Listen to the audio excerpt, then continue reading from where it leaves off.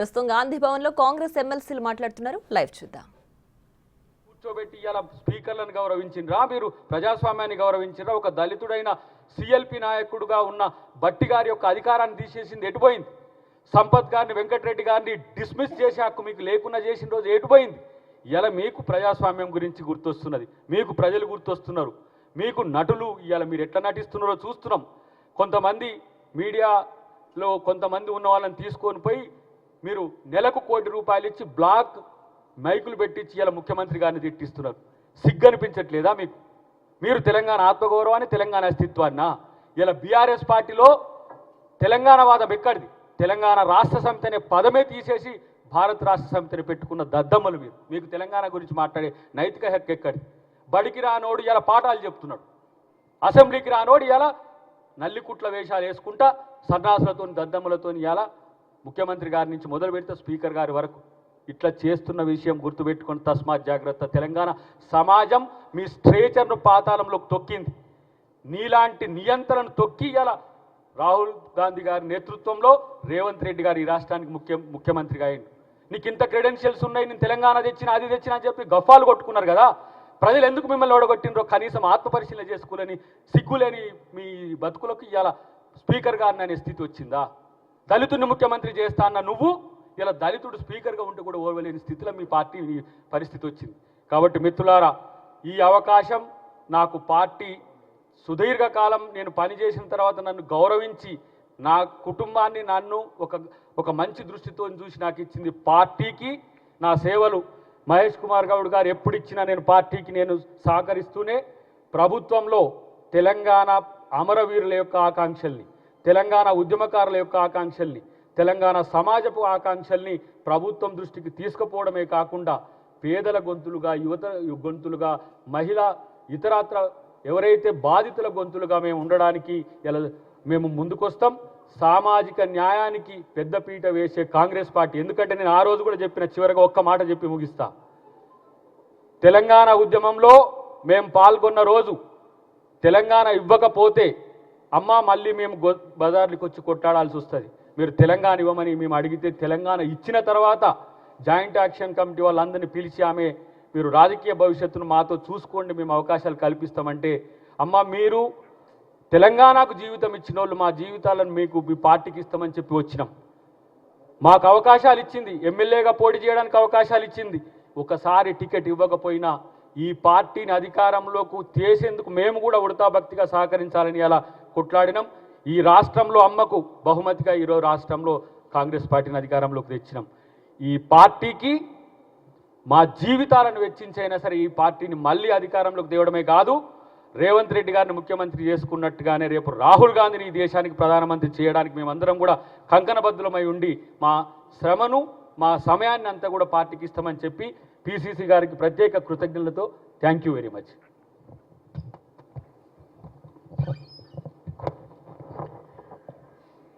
అందరికీ నమస్కారం. మా తెలంగాణ ఇచ్చిన సోనియా గాంధీ గారికి, రాహుల్ గాంధీ గారికి, మల్లికార్జున్ ఖార్గే గారికి, ప్రియాంక గాంధీ గారికి, మా తెలంగాణ కాంగ్రెస్ ముఖ్యమంత్రి రేవంత్ రెడ్డి గారికి, మా కాంగ్రెస్ రాష్ట్ర అధ్యక్షులు మహేష్ కుమార్ గౌడ్ గారికి, ఉప ముఖ్యమంత్రి బట్టి విక్రమార్క గారికి, మిగతా మంత్రులకి, ముఖ్య నాయకులకి, మా కాంగ్రెస్ కార్యకర్తలకి అందరికీ నేను ధన్యవాదాలు తెలియజేసుకుంటున్నాను. గత ఒక వారం నుంచి ఎవరో నేను కొత్త మనిషిలాగా అసలు ఎలా ఇచ్చారు ఈవిడికి ఒక ఎమ్మెల్సీ అని ఒక వింతగా ప్రశ్నలు వేయడం జరుగుతుంది. అంటే మీడియాలో జరుగుతుంది. అది మీడియా వాళ్ళు వేయడం కాదు, అది ఎవరు అడిగిస్తున్నారో కూడా మాకు తెలుసు. పాపం బీజేపీ టీఆర్ఎస్ వాళ్ళకి ఏం అర్థం కావట్లేదు అనుకుంటాను.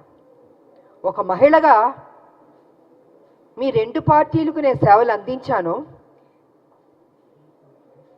మీరు సరైన నిర్ణయం తీసుకోకపోబట్టి మీ పార్టీని విడిచి నేను బయటికి వెళ్ళాను. ప్రజల్ని ఏ రకంగా మోసం చేయాలో ఆ రకంగా మీరు మోసం చేస్తున్నారు. సో ఈ రకంగా నేను బయటకు వచ్చి మనిషి నేను కష్టపడి ఒక మహిళగా కొట్లాడి నిజాయితీగా ఉంటే ఇవాళ ఒక ఎమ్మెల్సీ నాకు ఇచ్చినందుకు ఎందుకో మీకు అంత బాధ నాకు అర్థం కావట్లేదు. అంటే రేపు రాబోయే రోజుల్లో హౌస్లో మీ బండారాలని బయట పెడతానని భయం వేస్తుందా? హార్ట్ అటాక్లు వస్తాయా మీకు నేను అడుగుతున్నాను. కేసీఆర్ గారు మీ పార్టీలో నా పార్టీని విలీనం చేయించుకున్నారు, తల్లి తెలంగాణ పార్టీని. మీరు నా ఎమ్మటి పడ్డారు కానీ నా పార్టీని విలీనం చేయమని నేను మీ పార్టీలోకి వస్తానని నేను అనలేదు. ఈ రకంగా మీరు నా విలీనం చేయించుకొని నా చేత పని చేయించి ఉద్యమాలు అన్నీ చేశాను, కష్టపడ్డాను.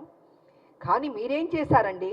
ఒక మహిళని ఏ కాంగ్రెస్ తెలంగాణ ఇస్తాం అని చెప్పడం జరిగిందో అదే రోజు రాత్రి ఏ మాత్రం గ్యాప్ ఇవ్వకుండా, సమయం ఇవ్వకుండా, ఆ ఆనందాన్ని నేను తీసుకోనివ్వకుండా 12ంటికి సస్పెండ్ చేశాడు కేసీఆర్.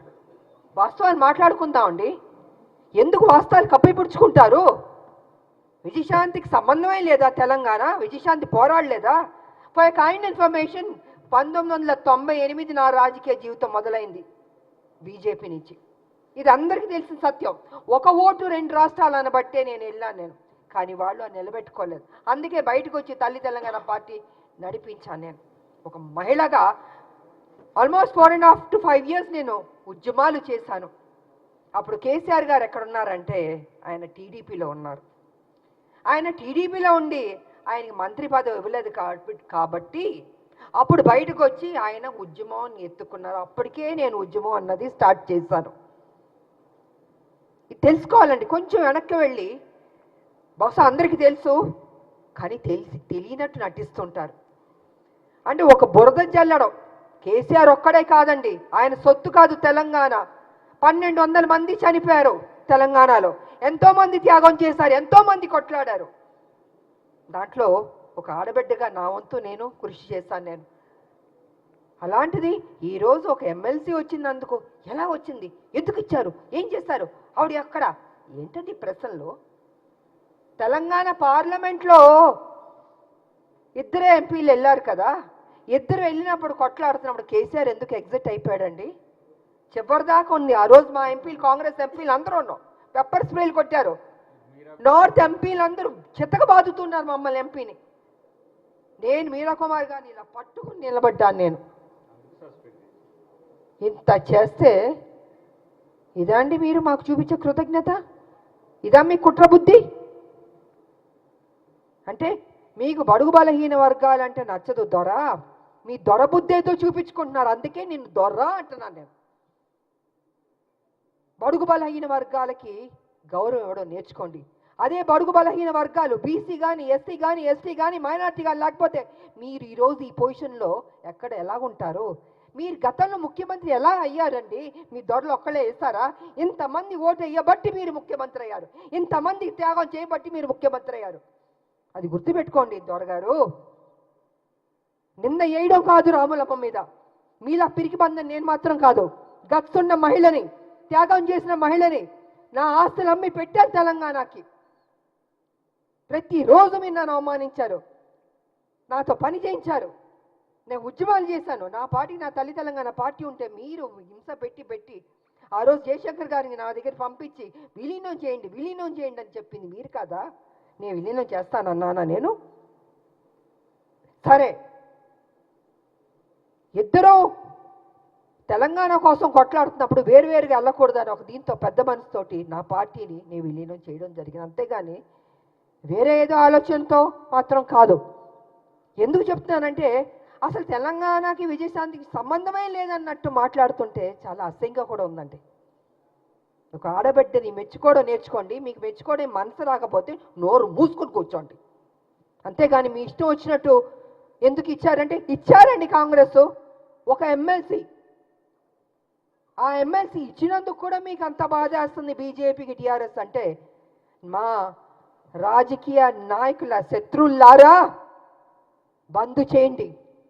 మా ఉద్యమ నాయకులు మేము మిమ్మల్ని వదిలిపెట్టాం. మీరు చేసే మోసాల్ని తెలంగాణలో ఏ రకంగా మళ్ళీ మీరు ఎంటర్ అవ్వాలనుకుంటున్నారో ఇంకో విషయం కూడా నేను చెప్పదలుచుకున్నారు.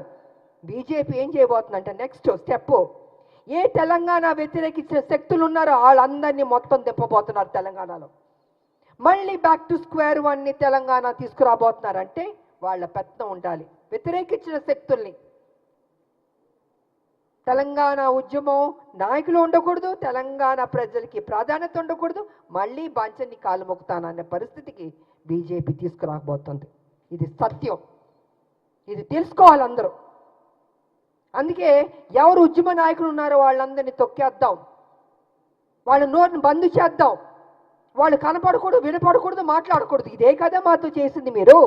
మీ పార్టీలో ఉంటే ఏం గౌరవాలు ఇచ్చారు? ఎందుకు మీ పార్టీలు బయటికి వెళ్ళాల్సి వచ్చింది? వాస్తవాలు ఇదండి. ఆ రోజు మీ బీజేపీలో కొంచెం వెనక్కి వెళ్దామండి. నేను మొన్న బీజేపీలో ఉన్నప్పుడు ఒక విషయం మీరు గుర్తుపెట్టుకోండి. కిరణ్ కుమార్ రెడ్డి గారు తెలంగాణను వ్యతిరేకించి ఆయన అసభ్యకరంగా మాట్లాడి తెలంగాణ ఉద్యమానికి నేను ఒక్క పైసా ఇవ్వను తెలంగాణకి, ఏం పీక్కుంటారో పీక్కోండి అన్నాడు కదా ఆయన. అలాంటి ఆయన్ని, తెలంగాణకు వ్యతిరేక ఉన్న మనిషిని మొన్న బీజేపీలోకి ఎంటర్ అవుతే నాకు నిజంగా ఉండబుద్ధి అవ్వలేదు. ఆ స్టేజ్ మీద నేను వాకౌట్ అయిపోయి వెళ్ళిపోయాను. నేను ఎవరంటే కిషన్ రెడ్డి గారి ఫ్రెండ్ ఆయన. ఆ రోజు నుంచి బీజేపీకి నా మీద ఒక కక్ష. అంటే వాళ్ళ మనుషుల్ని తెలంగాణ వ్యతిరేక శక్తిని వస్తే అక్కడ నేను బయటికి వెళ్ళిపోతున్నానంటే చూపించుకోకూడదు. ఎందుకు చూపించుకోకూడదండి? తెలంగాణని అవమానపరిచి తెలంగాణకి మేలు చేయని కిరణ్ కుమార్ రెడ్డి గారు లాంటి వాళ్ళు మిగతా ఇంకొకళ్ళు ఏమైనా ఉంటే ఎందుకు నేను వచ్చి మీకు ఎస్ బాస్ అని చెప్పాలండి? ఇలాగ అనేక కారణాలు ఉన్నాయండి. ఈ అనేక కారణాల వల్లే ఈరోజు విజయశాంతి మీద, రాములమ్మ మీద ఒక ఎమ్మెల్సీ ఇస్తే అయ్యో ఎందుకు ఇచ్చారు, ఎలా ఇచ్చారంటే పేపర్ వచ్చి ఇచ్చారండి. ఎలా ఇస్తారండి? సోనియా గాంధీ గారు ఇచ్చారు, అద్దంకి దయాకర్ గారికి ఇచ్చారు, నాకు ఇచ్చారు, శంకర్ నాయకర్ గారికి ఇచ్చారు. సో వాట్ అండి? కష్టపడ్డా అనుకుంటాం, కష్టపడ్డాం, ఆస్తులు అమ్మాం, తెలంగాణను కాపాడాం. ప్రతి నిమిషం కాపలా కుక్కలమ్మే కాపాడుతామండి. కానీ మీరేం చేస్తున్నారు? 10 సంవత్సరాలు మీరు అధికారంలో ఉండి కేసీఆర్ గారు దోచుకోలేదా తెలంగాణ మొత్తం సొమ్ముని? ఇవాళ మీరు దోచుకోబట్టే కదా ఈ పరిస్థితి వచ్చింది. అది విడిచిపెట్టి కాంగ్రెస్ మీద నిందలేయడం, ఆయన చేసిన తప్పులు చెప్పడు, 7 లక్షల కోట్లు ఎలా తిన్నాడో అని ఖర్చు అయిందో చెప్పడు, ఎలా అప్పయింది చెప్పండి. నేను కూడా నా పార్టీ నేను అడుగుతున్నాను, సీరియస్గా తీసుకోవాలి సార్. మనం విడిచిపెట్టకూడదు. దీన్ని ఎంత దూరం వరకు తీసుకెళ్ళా? 7 లక్షల కోట్ల అప్పు ఎలాగైంది చెప్పమనండి. దాటవేయడం కాదు, నా మనిషిని మాత్రం విడిచిపెట్టకూడదు. నువ్వు ఉద్యమాలని చెప్పి నీకు చేతిలో తెలంగాణ పెడితే నువ్వేం చేస్తావు? 7 లక్షల 1 మినిట్ సార్, 7 లక్షల కోట్లు అప్పులు చేస్తావండి. మిగులు బడ్జెట్ నుండి అప్పులు రాష్ట్రంగా ఎందుకు వెళ్ళింది? ఎక్కడెక్కడి నుండి డబ్బులు తిన్నావు? కాళేశ్వరం దగ్గర నుంచి, ల్యాండ్ల దగ్గర నుంచి. నేను పిల్లు కూడా వేసాను, కొన్ని ల్యాండ్లు అమ్మేస్తుంటే పిల్లు వేసానండి నేను. ఇలా ఎన్నో జరిగినాయండి. అందుకే వాళ్ళు చెప్తాను నేను, కేసీఆర్ వాస్తవాలు నువ్వు మాట్లాడాలి. సమయం దగ్గరికి పడింది. నువ్వు చేసిన తప్పులు చెప్పాల్సిందని మేము విడిచిపెట్టాం, డెఫినెట్గా విడిచిపెట్టామండి. మా రాష్ట్రం మేము కష్టపడి తెచ్చుకున్న రాష్ట్రం, నా ప్రజలు బాగుండాలని కోరుకునే వాళ్ళం మేము. ఉద్యమకారులకు మాకు నిత్యం మా ప్రజలు బాగుండాలి, మేలు జరగాలని ఆలోచిస్తూనే ఉంటాం మేము. ఇంతకు మించి మాకు అయ్యా ఉండదండి. కాబట్టి నా పార్టీని రిక్వెస్ట్ చేసేది ఏంటంటే విడిచిపెట్టకూడదు సార్. మనం ఎట్టి పరిస్థితుల్లో కేసీఆర్ చేసిన అప్పును మొత్తం ఒక్కొక్కటిగా బయట పెట్టాలి. ఏదో నామకే వాస్తే మనం మాట్లాడడం లేదా వదిలేయడం కాదు, తవ్వాలి, బయటికి తీయాలి వాస్తవాన్ని. ఇది నేను ఈ సందర్భంగా తెలియజేసుకుంటూ, ఈరోజు మాకు ఎమ్మెల్సీ దాంట్లో మేము అడుగుపెట్టబోతున్నాం. కాబట్టి మాకు మరొకసారి మా హైకమాండ్కి నేను కృతజ్ఞతలు తెలియజేసుకుంటూ, రేపు హోలీ కాబట్టి అందరికీ హోలీ శుభాకాంక్షలు కూడా తెలియజేసుకుంటూ,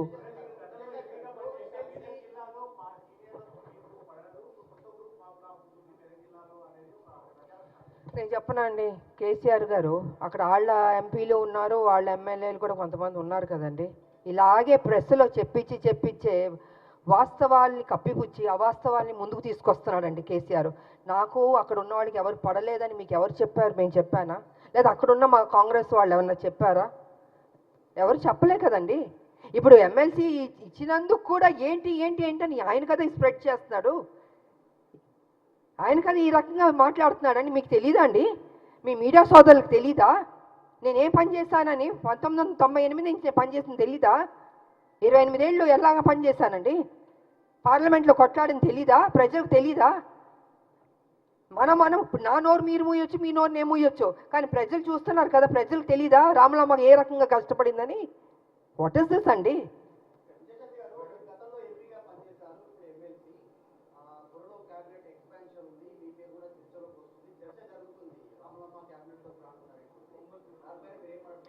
సార్ నాకు అది తెలియదండి, నాకు నిజంగా తెలీదు. నాకు హైకమాండ్ ఈ బాధ్యత ఇచ్చింది. మా ముఖ్యమంత్రి గారు కావచ్చు, మహేష్ కుమార్ గౌడ్ గారు కావచ్చు, ఇంతమంది ఎంతో ఆప్యాయతగా నన్ను పార్టీలో ఆహ్వానించారు, నాకు ఈ బాధ్యత ఇచ్చారు. డెఫినెట్గా నేను పనిచేయడం అండి, ఇన్ని సంవత్సరాలు నేను పనిచేస్తూనే ఉన్నాను తెలంగాణకి. ఇది ఒక బాధ్యత, ఇది ఒక నాకు ఉద్యోగం అనుకుంటున్నానండి, వేరే ఇంక నేనేం అనుకోవట్లేదు. ఈ ఉద్యోగానికి ప్రతిపక్షాల నోర్లు ముయించాలి, వాళ్ళు చేసిన తప్పుల్ని ప్రజలకు తెలియజేయాలి, ఏ రకంగా లూటీ చేశారో అది బట్టబయలు చేయాలన్నదే నేను కోరుకుంటున్నాను. అంతకంటే నా మైండ్లో ఏమీ లేదు అసలు, నా మైండ్లో ఏ ఆలోచన లేదు అసలు, ఇది కూడా ఆలోచన లేదు. ఇవన్నీ ఒక్కొక్క బ్రేకింగ్ న్యూస్లు వస్తుంటే నేనే చూస్తూ ఉన్నాను, మీతో పాటు నేను చూస్తున్నాను. నేను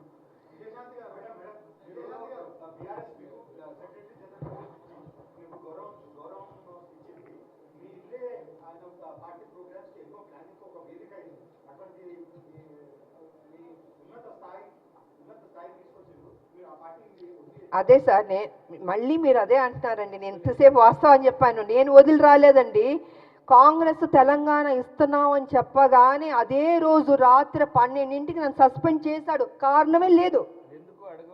ఆయన అడగండి ఎందుకు చేశారు మీరు? రామలమ్మని కష్టపడింది కదా, బై ఎలక్షన్స్ కష్టపడింది, కొట్లాడింది. నీ పార్టీ డౌన్ అయిపోతుంటే మరి 2009 ముందు తీసుకుని చేర్చుకున్నావు కదా రామలమ్మని. నా సొంత పార్టీ ఉంది అప్పటికి. పార్లమెంట్లో నువ్వు లేవు కదా, పారిపోయావు కదా హౌస్ నుంచి. మరి నేను కదండి ఉన్నాను చివరిదాకా బిల్లు పాస్ అయ్యే వరకు. మరి మాట్లాడండి మీరు మీడియా సోదరులు, నన్ను ప్రతిదీ అడుగుతుంటే నేనేం చెప్పనండి? మీకు వాస్తవం తెలుసని నాకు తెలుసు. So please try to ask him అండి. 10వ చెల్లెలు కడుపులో పెట్టుకుంటాను, నెత్తి మీద పెట్టుకుంటాను, తీసి కాళ్ళలో పడేశాడు.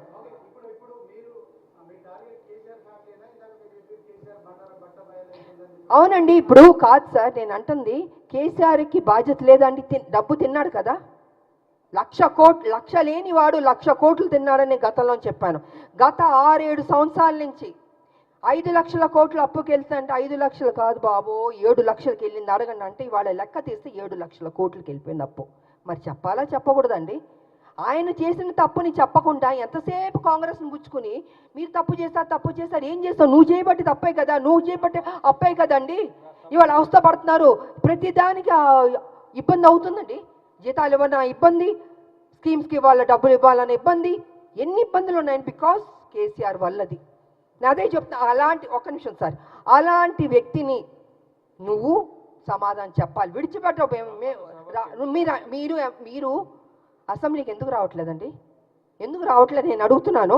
మీకు ఓటు వేశారు కదా, మిమ్మల్ని గెలిపించారు కదా, మీరు అపోజిషన్ లీడర్లో కూర్చోరా? అంత మీరేమైనా గొప్ప స్థాయి నుంచి వచ్చారా? మీరు కింద నుంచే కదా వచ్చారు. ఇప్పుడు ఈ డబ్బు ఈ కోట్లు అన్నీ ఎక్కడి నుంచి వచ్చిందండి? మా తెలంగాణ నీకు వేసిన భిక్షం కాదు, నువ్వు గుంజుకున్నావు, మోసం చేసావు. సో కాబట్టి నేనేమంటున్నానంటే నువ్వు రా, అసెంబ్లీకి రా, కూర్చో. నువ్వు తప్పు చేయలేదంటే చెప్పు, లెక్కలు ప్రతిది 1 by 1 లెక్కలు తీసి చెప్పాలి. నువ్వు పబ్లిక్కి చెప్పాల్సిన బాధ్యత నీకుంది. ఉద్యమాలు చేసిన వాడిని చెప్పుకుంటున్నావు, పులి నోట్లో తలకాయ పెట్టాను, నేను ఒక్కడనే కష్టపడ్డాను. నువ్వు ఒక్కడే కష్టపడలేదు, అందరు కష్టపడబట్టే తెలంగాణ వచ్చింది. నువ్వు అందరినీ వాడుకున్నావు, అందరితో పని చేయించుకున్నావు, నువ్వు మహారాజులా ఎంజాయ్ చేస్తున్నావు.